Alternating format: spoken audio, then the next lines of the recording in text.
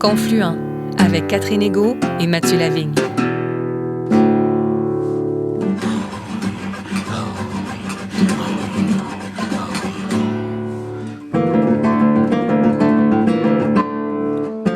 Bonjour Mathieu. Bonjour Catherine.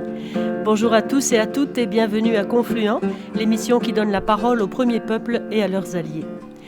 Mathieu, je crois que l'on peut affirmer sans se tromper que l'utilisation du mot « génocide » dans le contexte de l'histoire des premiers peuples du Canada ne fait pas l'unanimité. Pour certains, l'utilisation de ce mot est nécessaire. Pour d'autres, il suscite un certain inconfort. En effet, Catherine, rappelons que dans son rapport, la Commission de vérité et réconciliation du Canada parlait de génocide culturel. De son côté, l'enquête nationale sur les femmes et les filles autochtones disparues et assassinées, dans ses conclusions d'ailleurs acceptées par le premier ministre Justin Trudeau, parlait plutôt de génocide tout court. Le pape lui-même a utilisé ce mot dans une déclaration effectuée sur le vol qui le ramenait à Rome à la suite de son pèlerinage pénitentiel effectué au Canada en juillet dernier.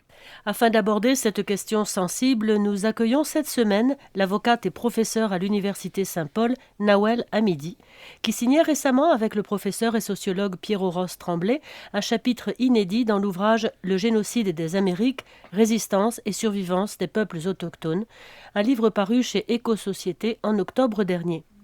Au fil de ces pages, Nawel Hamidi et Pierre-Aurosse Tremblay analysent ce qu'ils qualifient de génocide colonial perpétré contre les premiers peuples du Canada. Nawel Hamidi est avocate et professeure adjointe à l'École de leadership transformatif et de spiritualité de l'Université Saint-Paul à Ottawa. Elle est également chercheure associée au Centre des droits humains de l'Université d'Essex en Grande-Bretagne et à la chaire de recherche du Canada sur les traditions intellectuelles autochtones et l'autodétermination. Écoutons donc Nawel Hamidi au micro de Mathieu Lavigne.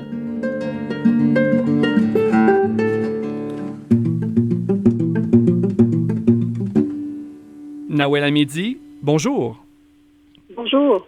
Alors Nawel, vous signez avec le professeur et sociologue Pierre-Aurosse Tremblay un chapitre dans l'ouvrage intitulé « Le génocide des Amériques, résistance et survivance des peuples autochtones », un livre paru en octobre dernier chez Éco-Société.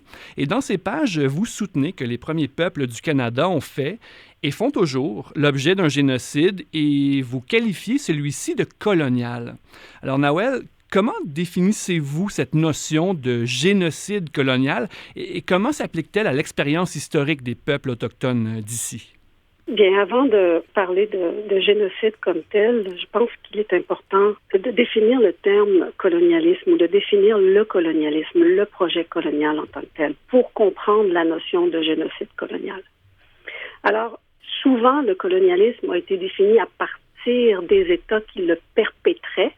Donc, ça a été souvent défini comme un projet de guerre, un projet de domination, une lutte où il y a des vainqueurs et des vaincus, un projet impérial d'expansion de l'Europe. Mais on parle rarement des détails de ce projet qui a duré sur plusieurs territoires, qui a duré plusieurs décennies, voire des siècles. Et de plus en plus, depuis les années 90, depuis l'avènement des études post-décoloniales qui se sont inscrites dans un champ particulier du domaine académique, surtout avec le travail d'Édouard Saïd, mais aussi avec les chercheurs décoloniaux d'Amérique du Sud, on laisse un espace cette fois-ci pour un autre narratif, et c'est celui des chercheurs et celui des personnes qui ont expérimenté le projet colonial, qui ont expérimenté le projet de domination totale du colonialisme. Donc, comment définir le colonialisme? Alors, cette définition que je propose, c'est une définition qui est un peu le regroupement de plusieurs théories, de plusieurs angles, plusieurs dimensions de la domination coloniale, pour bien comprendre ce qu'elle implique. Donc, c'est un projet de domination totale qui vise à s'approprier, bien sûr, les terres et les ressources, donc à les dominer complètement, mais également à dominer les personnes qui y habitent. Dans le cas d'un projet de colonie de peuplement, ça vise également le remplacement d'une population par une autre, une colonie de peuplement qui va venir s'installer, qui va soit dominer, asservir ou, sur le long terme, exterminer les populations locales. Quand on parle de domination totale, on parle d'une domination qui est multidimensionnelle, c'est-à-dire qu'elle s'applique dans tous les niveaux de vie, dans toutes les dimensions de la vie d'un groupe ou des individus. On parle d'une domination économique, militaire, politique, culturelle, spirituelle, juridique, linguistique, historique, c'est-à-dire à tous les niveaux de ce qui constitue un peuple, sa définition, sa culture, son historicité, son histoire. Et donc, on peut comprendre que cette domination totale et complète, permanente, quotidienne, finit par étouffer, finit par être vécue comme un état de guerre permanent. Donc, cette domination totale ou multidimensionnelle, elle s'établit aussi par des régimes de gouvernance d'exception, des régimes de gouvernance d'exception coloniale, donc par des lois, par un régime de gouvernance qui va être appliqué spécifiquement aux populations dominées. Donc, dans un régime colonial où, par exemple, il y a eu l'établissement d'une colonie de peuplement, on va voir carrément deux systèmes juridiques, deux systèmes de gouvernance vivent de façon, disons, parallèle. La population de la colonie de peuplement va toujours être gouvernée par les lois de la métropole coloniale. Si c'est l'Angleterre par les lois anglaises, si c'est la France par les lois métropolitaines ou républicaines françaises.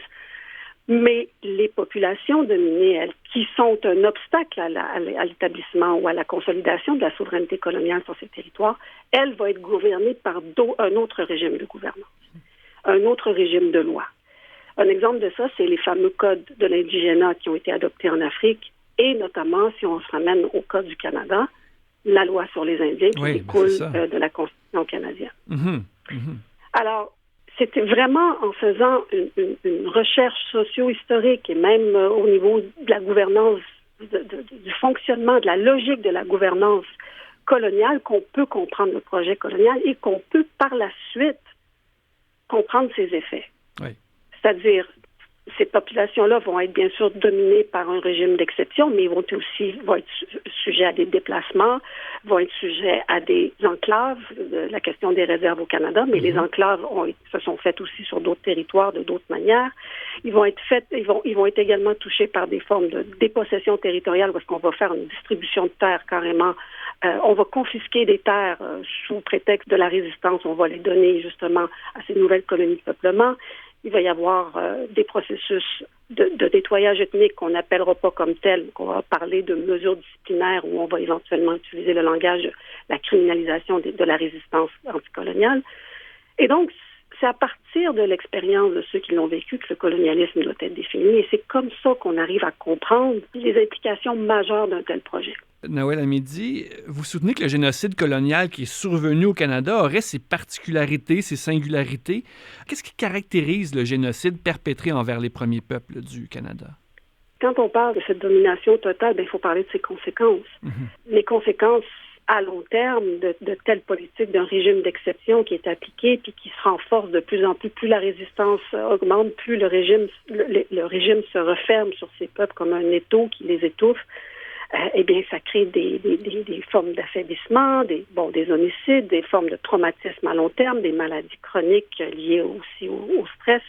Je pense que c'est important de voir les conséquences pour être en mesure de comprendre pourquoi on parle d'un génocide, mais qu'on parle d'un génocide à long terme. Et donc, la particularité de ce génocide au Canada, c'est qu'il touche bien, toutes ces dimensions sont touchées, mais il y a deux autres dimensions qui sont peut-être importantes et qui sont vraiment au cœur, qui n'ont jamais été nécessairement prises en considération. Ils le sont de plus en plus dans le droit international parce que les premiers peuples ont résisté puis ils en ont fait une question centrale. C'est la question de l'écocide. La question de l'écocide qui est parallèle à ce génocide. Donc, cette coupure avec le territoire qui est source de savoir, qui est source de survie, qui est source de culture, qui est source de langage, qui est source de gouvernance. Donc, une coupure avec ce territoire, une dépossession territoriale, l'enclavement dans les réserves, etc., ça a mené aussi à la destruction de ces peuples à long terme.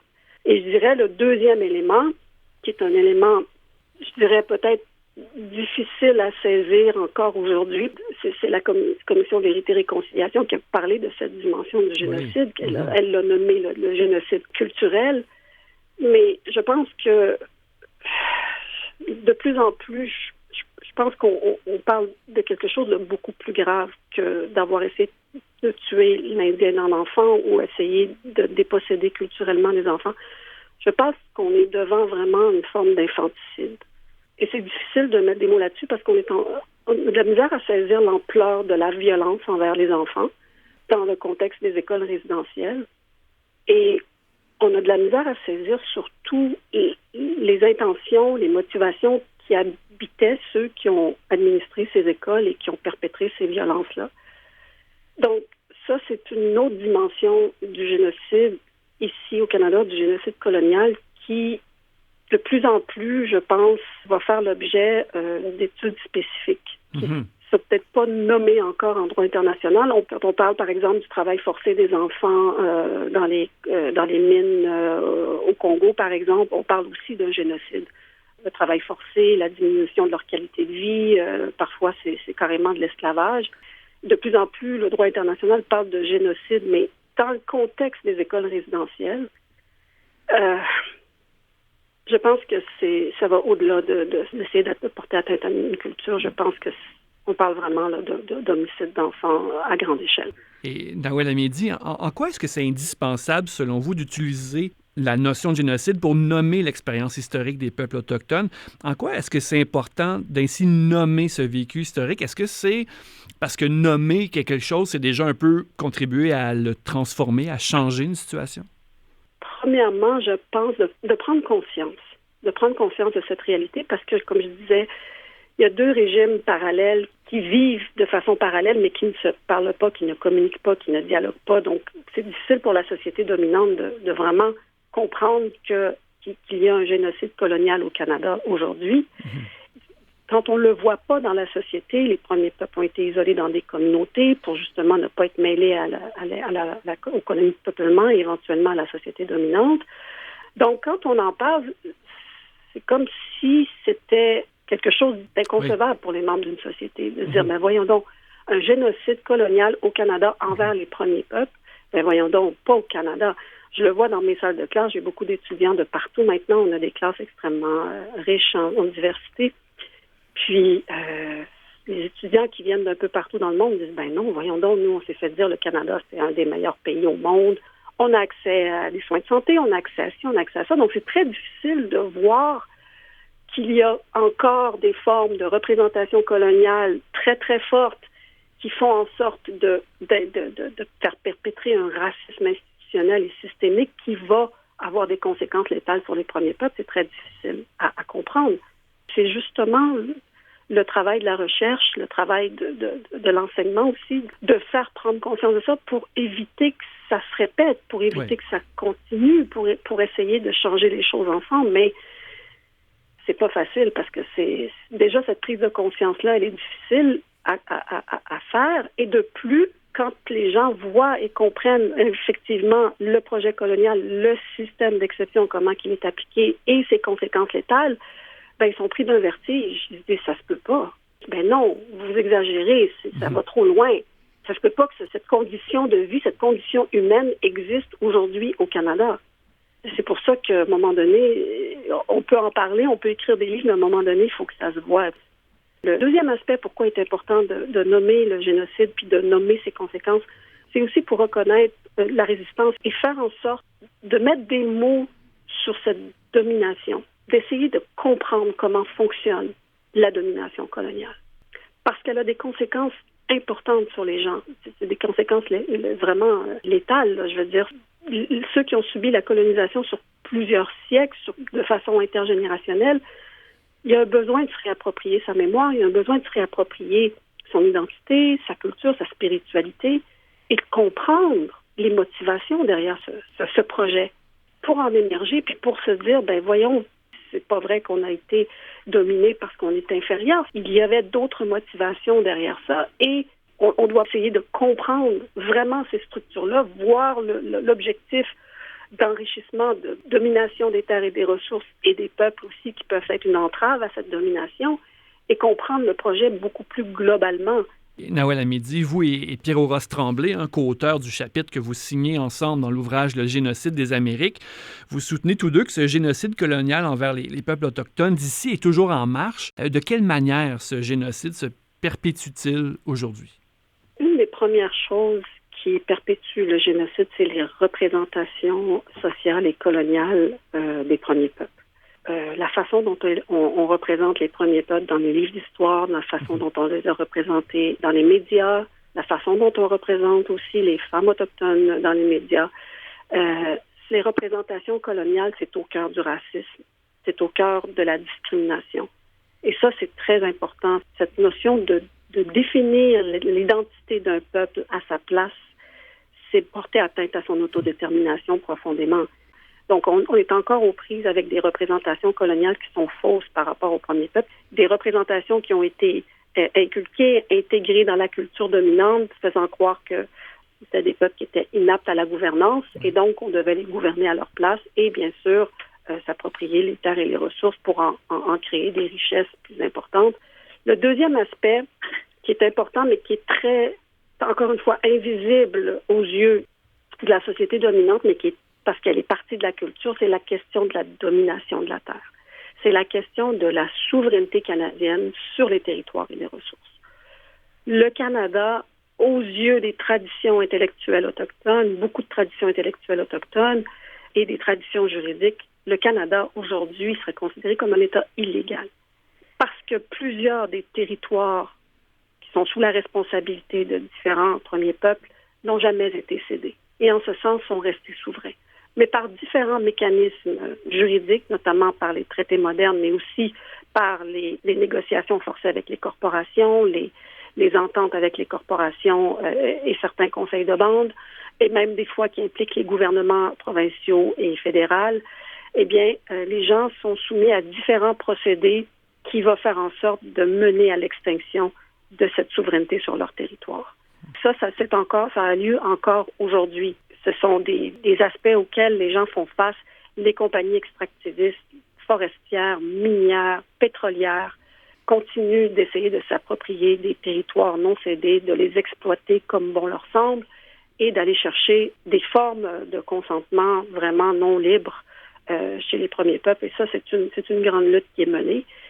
Et bien sûr, je pense que la question de la violence coloniale qui est perpétrée à travers la domination par l'intermédiaire de la loi sur les Indiens dans les communautés directement par l'intermédiaire des conseils de bande qui sont des organisations fédérales, mais aussi par la violence latérale qui est perpétrée sur les femmes autochtones, la violence coloniale et latérale dont les femmes autochtones sont les plus sujettes, démontre vraiment là, que on est encore dans un processus qui mène et qui vulnérabilise beaucoup de membres des sociétés des premiers peuples, mais qui mènent carrément à leur extermination. Ça, c'est quelques éléments.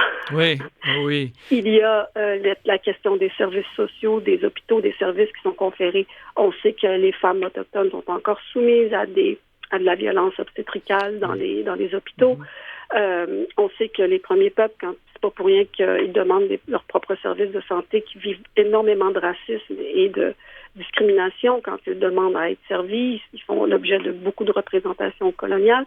Donc, les effets des institutions qui ont mené à la vulnérabilisation des enfants dans les écoles résidentielles, mais pas seulement que ça, aussi dans les familles d'accueil, le déplacement de ces enfants au niveau des services sociaux, c'est encore un problème aujourd'hui. C'est une conséquence des politiques et il y a beaucoup de difficultés à changer ces approches-là. Donc, je ne sais pas si je dois continuer. Mais J'allais justement vous dire que j'ai le goût aussi de vous entendre sur d'autres thèmes de recherche qui sont les vôtres, Nawel Hamidi. J'aimerais parler de vos travaux de recherche qui portent sur l'humiliation dans les régimes de gouvernance coloniaux et transcoloniaux. En quoi humiliation et colonialisme vont-ils de pair? Le fait de travailler beaucoup avec les premiers peuples m'a vraiment fait poser beaucoup de questions sur le colonialisme comme tel, mais aussi sur le fait c'est quand on travaille dans une autre culture, c'est important de ne pas trop projeter ses angles morts sur ces cultures-là aussi. On a énormément de travail de compréhension et d'adaptation, mais on a aussi un travail d'introspection à faire quand on travaille avec d'autres cultures, avec d'autres peuples. Et je pense que c'est important de bien connaître son histoire, de bien connaître ses angles morts, ses fragilités, ses traumatismes, pour ne pas les projeter dans le travail qu'on fait. Et les dernières années, je me suis beaucoup concentrée à travailler sur l'Algérie. J'ai eu des discussions tellement riches avec des amis ici qu'on me disait Puis l'Algérie a-t-elle réussi son indépendance? Est-ce que l'Algérie vous avez réussi en tant qu'Algérien à vous réapproprier votre histoire, votre identité? Je me suis dit, mon Dieu, je suis pas capable de répondre à cette question-là. Peut-être que ça serait important que j'y réponde avant de continuer ces luttes. Et donc, je me suis intéressée à un phénomène social en Algérie qui s'appelle en arabe Hokra ou Hogra et qui parle d'une humiliation et qui parle de l'humiliation du peuple algérien après l'indépendance, qui parle d'une forme de vulnérabilisation, qui parle carrément d'un démocide, c'est-à-dire d'une attaque de l'État algérien envers sa population. Et j'avais comme intuition que travailler sur l'humiliation me permettrait de comprendre les formes de continuité, de colonialité de pouvoir et de savoir que nous avons probablement, que le gouvernement algérien a intégré dans sa gouvernance après l'indépendance. Alors j'avais cette intuition que la notion d'humiliation était centrale dans le projet colonial. Et ce qui m'a beaucoup intéressée, c'était de définir l'humiliation comme telle. Qu'est-ce que l'humiliation? Et de comprendre que finalement, cette humiliation, c'est une atteinte vraiment à l'âme d'un individu, mais dans le cas d'une collectivité, à l'âme collective. Donc, par l'imposition de normes qui sont complètement différentes des normes que ce peuple valorise. Et donc, l'humiliation survient quand une atteinte à la dignité est faite et que la personne ou le groupe n'est pas en mesure de répondre à cette atteinte à la dignité, donc de réclamer sa dignité. L'humiliation en psychologie, c'est considéré comme une des expériences les plus intenses au niveau neurologique, au niveau cognitif. Une expérience d'humiliation est généralement très marquante dans la vie de quelqu'un, donc vivre des formes d'humiliation au quotidien, c'est carrément un assassinat de l'âme, c'est carrément l'assassinat de l'intérieur d'un individu ou d'un groupe. Et cet assassinat, d'une certaine façon, se passe par le fait qu'on remplace les normes à laquelle la personne se sent digne de se soumettre et de respecter par l'imposition de normes qui sont complètement opposées. J'ai trouvé que c'était important d'étudier ça dans le contexte colonial parce que c'est exactement ce qui se passe à travers les représentations coloniales. On impose des normes, on définit les peuples comme étant des peuples inférieurs, donc on justifie leur domination par différents moyens de gouvernance et par différents outils juridiques. Et quand ces personnes-là résistent, on leur dit « Ah, vous voyez, on avait raison de le faire, ils sont violents. » Mais c'est carrément un processus très, très pervers. Ça amène, disons, à comprendre la dimension traumagénique du colonialisme. C'est ça. Je veux dire, vivre intensément cette dépossession de ton identité, de ta spiritualité, de tout ce qui te constitue comme être humain, eh bien, à long terme, ça mène à un état de léthargie complet, ça mène à une destruction d'une société et ça mène à des formes de violence envers soi puis envers des violences latérales assez incroyables, sans parler des problèmes chroniques de santé mentale et de santé physique. Parler, dans ce cas-ci, du processus colonial, vous parlez de l'Algérie, mais je vous écoute puis j'ai l'impression que beaucoup d'éléments peuvent s'appliquer à la situation vécue par les Autochtones au Canada. Là. Ben, tout à fait. L'aspect de l'humiliation, cet aspect de ne pas pouvoir rendre compte des normes et des valeurs, disons, avec lesquelles on veut vivre et se voir imposer des normes qui sont contraires, comme par exemple la destruction du territoire. C'est ça.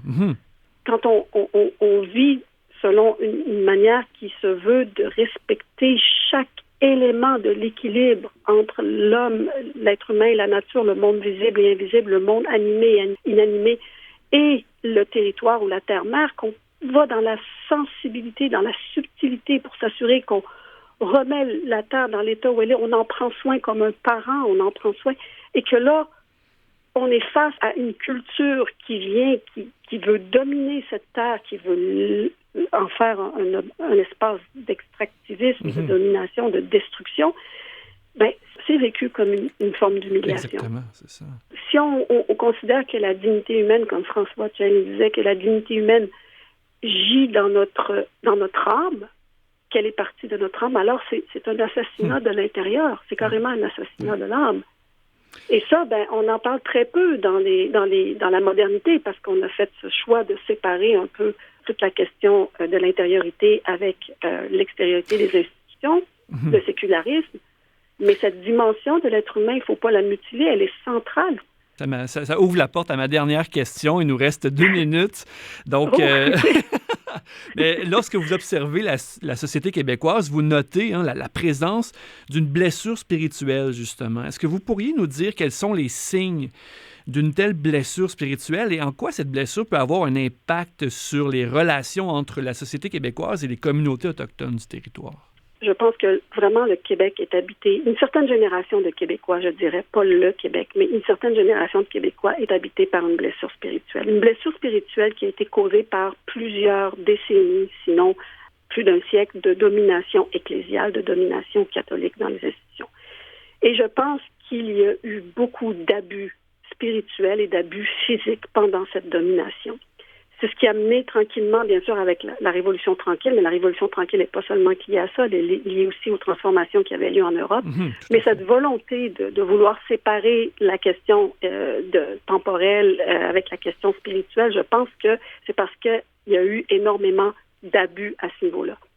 Quand la Révolution tranquille est survenue sur une période de 10 ans jusqu'à les années 70, je pense qu'il y avait cette génération qui a fait les séminaires et puis qui a vécu sous ce joug de l'Église catholique, a voulu se débarrasser de cet imaginaire et donc a adopté, bien sûr, le nationalisme et le matérialisme comme nouvelles valeurs. Une certaine génération s'est coupée de ces institutions parce qu'elles en avaient souffert, mais ne les a pas remplacées non plus par quelque chose. Donc la spiritualité est restée quelque chose qui a été mis de côté et qui a été nourri par des formes d'économie, développement économique, qui est devenu le discours central, etc. Je pense que cette blessure spirituelle qui est issue du cléricalisme, de la domination cléricale, mène à refuser ou à difficilement accepter que d'autres Québécois, Québécoises ou même les premiers peuples puissent vivre avec une spiritualité qui est centrale dans leur vie. Et donc, ça bloque la réception des autres spiritualités, des autres religions, donc l'expérience des femmes musulmanes, par exemple, et ça crée des formes, je pourrais peut-être parler d'auto-autochtonisation, mais même ça crée des formes de blocage aussi d'accepter les spiritualités des premiers peuples, parce que c'est bien de parler des cultures des premiers peuples, mais quand on parle de spiritualité, quand on parle de gouvernance en fonction de la spiritualité, quand on parle de la façon dont la tente tremblante, par exemple, peut faire partie de la gouvernance, dont on parle du rêve, ça, c'est toutes des choses qui bloquent, parce que scientifiquement, ça n'embrasse pas la conception de la modernité. Nawel Hamidi, c'était trop court, mais c'était passionnant. Un grand merci vraiment pour le temps que vous nous avez accordé aujourd'hui. Merci beaucoup. Merci à vous. Cette semaine, nous recevions Nawel Hamidi, avocate et professeure à l'Université Saint-Paul à Ottawa. Nous la remercions chaleureusement de cette entrevue. Merci aussi à Valérian Fournier à la régie. L'émission Confluent est portée par l'organisme Mission Chez Nous. Vous voulez en savoir plus sur cet organisme de solidarité chrétienne avec les premiers peuples? Visitez le site www.missioncheznous.com.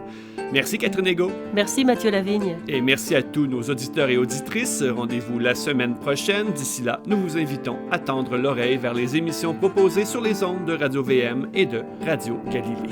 À bientôt.